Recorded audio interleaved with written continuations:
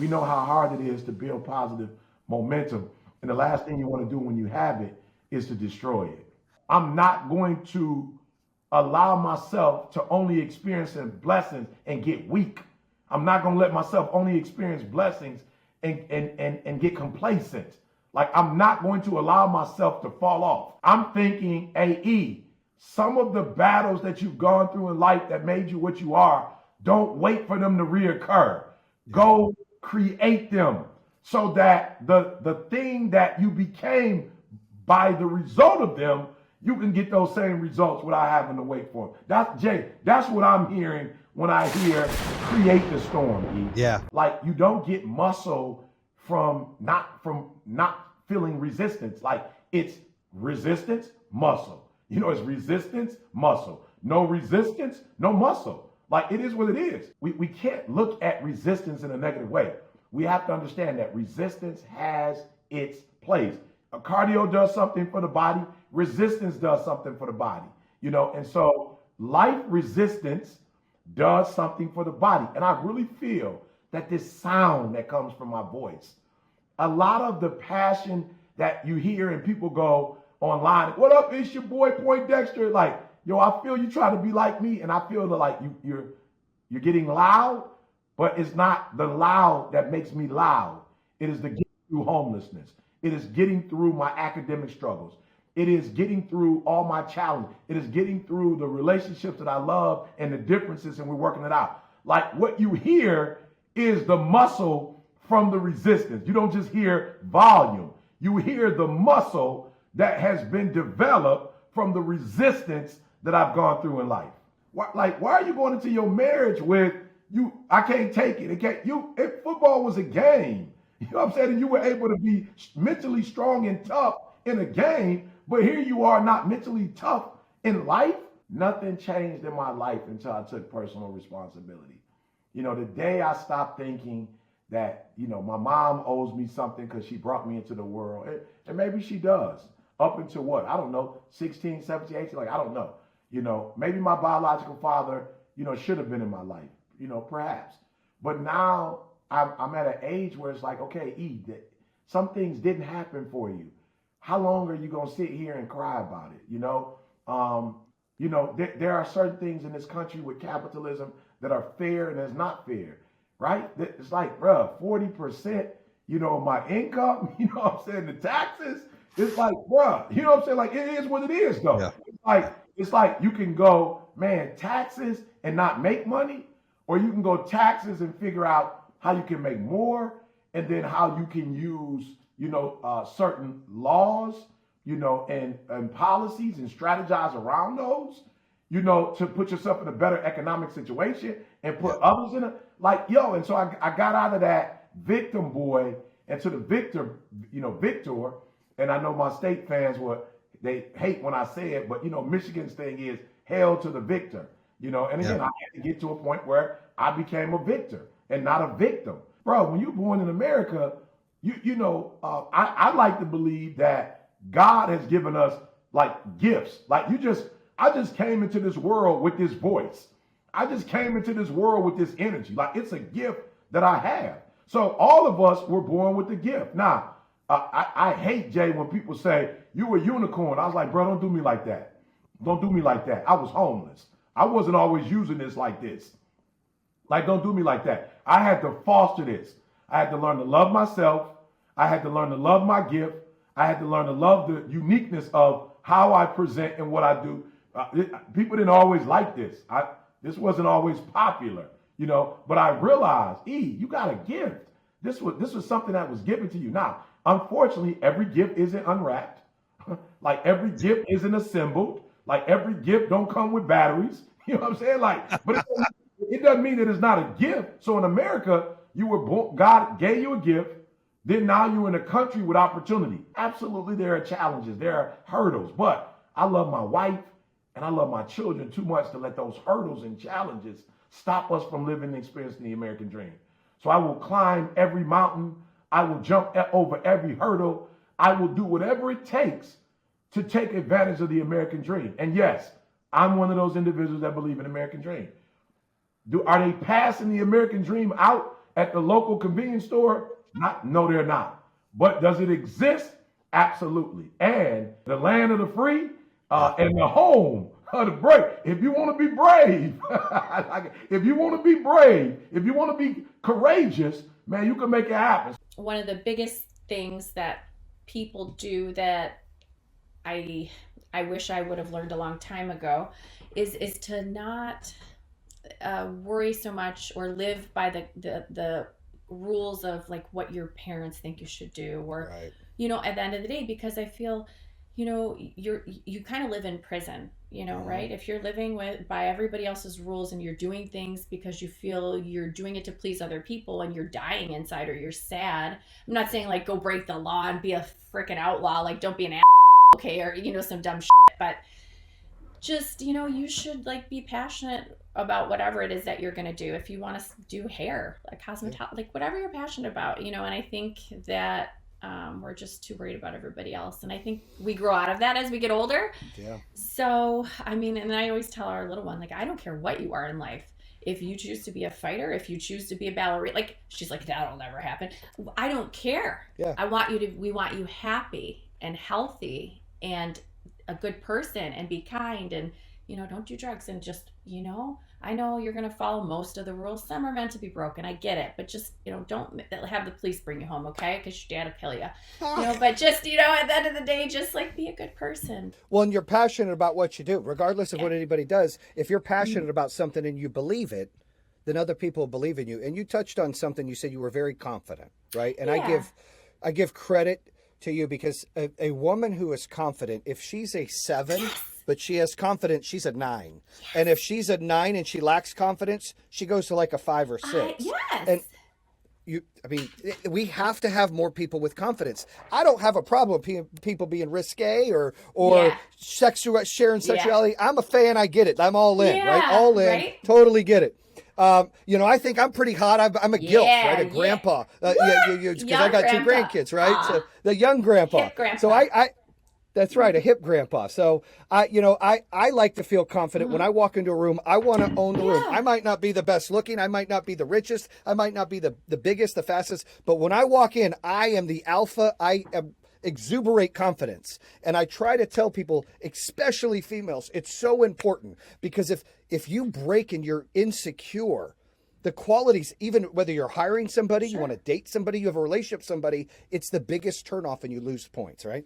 You're right. And I always, yeah, I love, like, we're really on the same page because I say that line all the time, except when I say a 7 with confidence takes them to a 10, because that's how much, like, it is. I feel it is important. I'm confident, but I'm never going to be the prettiest. I'm never going to have the best body. But you know what I do have? I have confidence in the bedroom. I have fun. I'm nice to everyone, right? And I'm professional. So you know what? I get hired back more so than the girls that are difficult to deal with. I'm not a diva on set. Like, I don't need much water, lady products. I'm good. Let's throw down. Like, it's time to work. So, so I think a lot of time, like, your enthusiasm, right, and your confidence are very important Yeah. in everything, every aspect of life. I don't care what you do. Do it with Yeah. passion.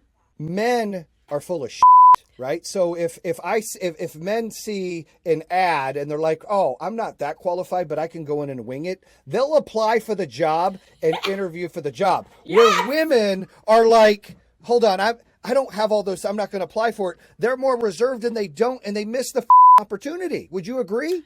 I do agree. I think that maybe it is just because it's been a man's world for so long that if these are the qualifications and I only meet 80%, I am not going to do the company or myself a disservice and apply because technically I'm not really qualified. Where men believe their own bullshit a lot of times. Right. Agree. I agreed. But it's not a bad thing. And I'm not downing men for that. Like, they just, I think sometimes their confidence, and the thing is, sometimes you have to fake it till you make it. So, I'm not downing men. I mean, you take an opportunity. If you are offered or you have an opportunity in front of you and you don't know everything, that's okay. Because Yeah. I would rather take that opportunity than like miss the opportunity. Okay, and I'll learn as I go. I'll work like twice as hard to like make sure that I'm qualified. But I think you're right, though. You're right.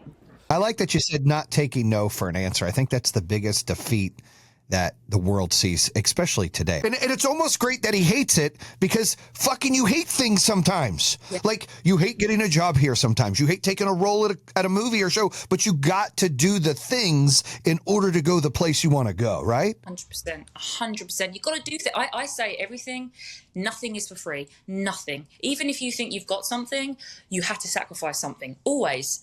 Or if you've had a situation, you learn something from that as well. But it's always give and take. It's always a sacrifice. But all the shit that's happened to me, I would say it's made me who I am today. And so it's that dopamine that I think you're addicted to. So if you ever get a chance to get a cold plunge and you're having a fucking just dead day, like it's like this, jump in that motherfucker for 2 or 3 minutes and then fucking see how you feel, because that 3 minutes is hell, but right after you're like, holy shit, I can fucking jump over a building. I feel so great. I feel alive. That is meant to be so good for you. So it is so good. It's good here. Like I say, it's good for everybody. It's fine, but it's so good here. Like it's a game changer. Well, you would love that, because if you need that kick in the ass, that chaos, that dopamine, you're a positive person. I love that. You're not like stuck in the mud. You're like, no, look, everything's forward. That's good. Oh, you've always got to be forward. I think looking back, a load of people just dwell on the past. It's so bad, so. But I love to be around a lot of people like you. We feed off each other's energy, and a lot of people don't have that energy. And you've got to. It takes your energy. A lot of people take your energy. It's finding the people like I always like to be. I don't want to sound pretentious, but I like to be around people that are at my level or above me. And a lot of people are above me. Or anything like that, or success. I just mean like spiritually, in a way. A lot of people is. They're there. They're happy. They're content. I love to feed off that and to learn off that. People that are just don't have much going on, don't want to do anything. There's not like They drain you. Yes. They suck you out like a succubus. They just fucking steal your soul. It's funny you say that. I talk about this all the time, right? Weak people, weak fucking people want to hang out with people less than them so they feel important and valued, which is sad and weak. Now, I hate to say this, and God forgive me. I'm going to say it. Sometimes people aren't pretty, they're rich. If you go watch season 1, the Kardashians are ugly as fuck. Look at them now. And then look at them now. Look, money makes you cute. Like there's some people just have beauty, and that's fine.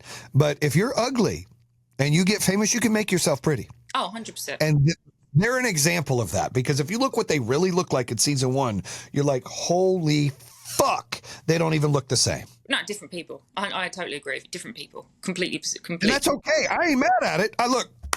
I fucking love it. If I were ugly, I feel like I'm pretty good looking. But if I were fucking ass ugly, I would do the same thing. I ain't mad at you.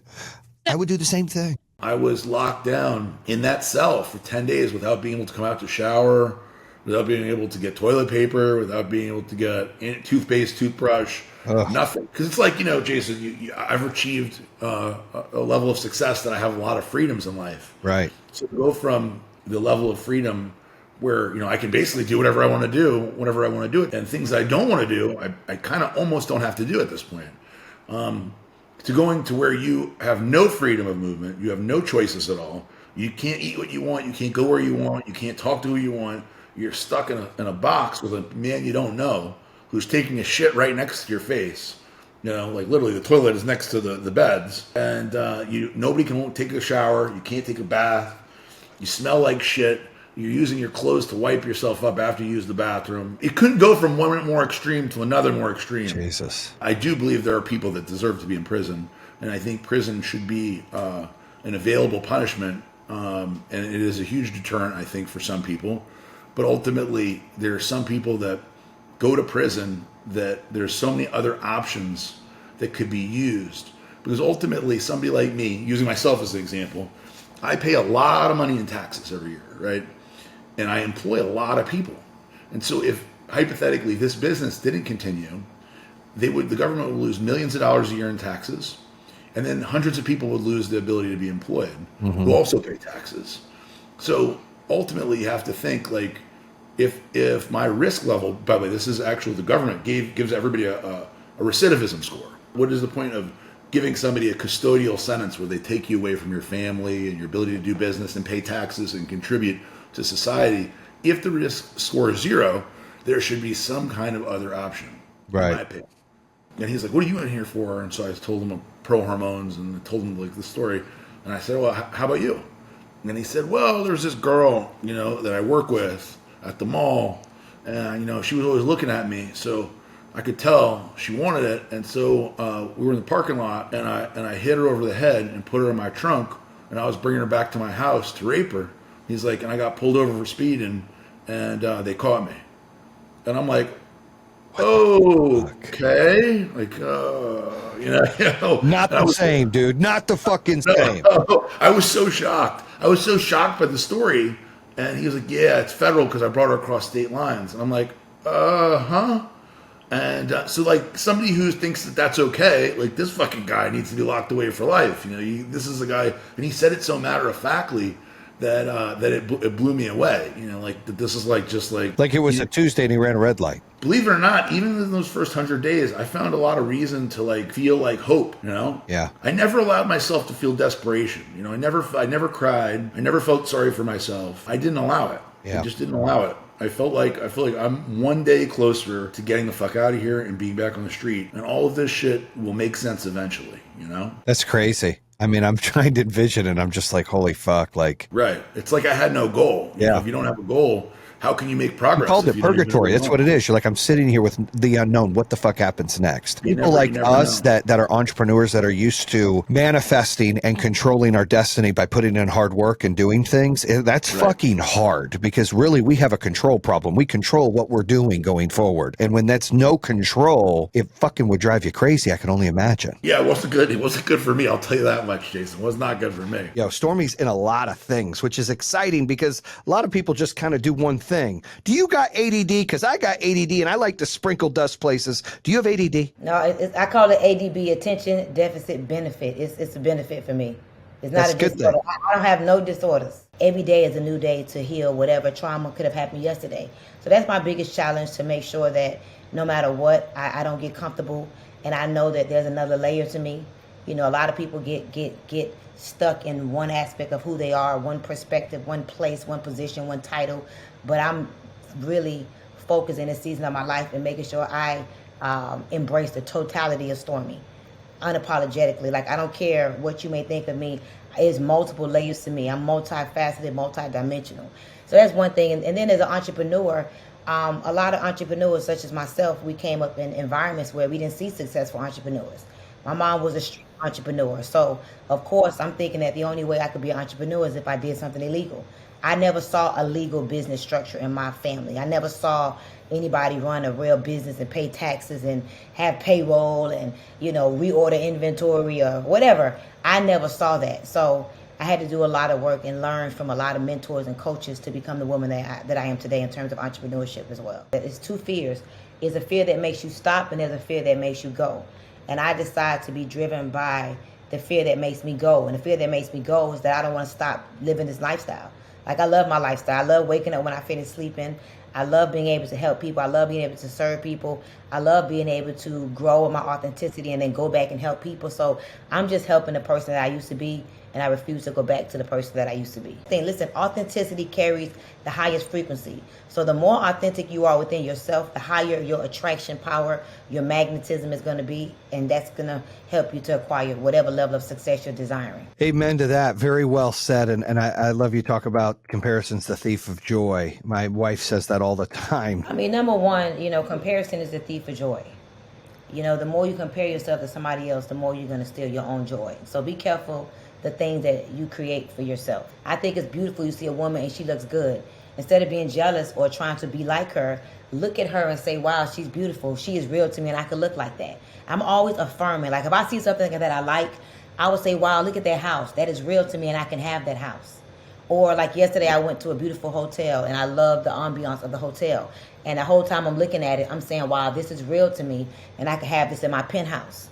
So I instead of looking at somebody and trying to be like them admire, inspire. Go do the work to create that feeling for yourself. So if that's lose weight, if that's go learn something, if that's get rid of somebody, if that's change your clothes, if you like a girl, her hair or her body, go do it. Now, be careful that you're not trying to be a Photoshop version of somebody in your real life. I think pain will teach you what pride won't allow you to learn. I think that pain is just an indication that it's something that you need to do. I think it was the Army. Is it the Army that says pain is weakness leaving the body? Yep. So pain to me is a beautiful thing. Most of us learn from the pain. We grow from the pain. It's not, we don't learn how to ride a bike because we got on it and we just pedal correctly.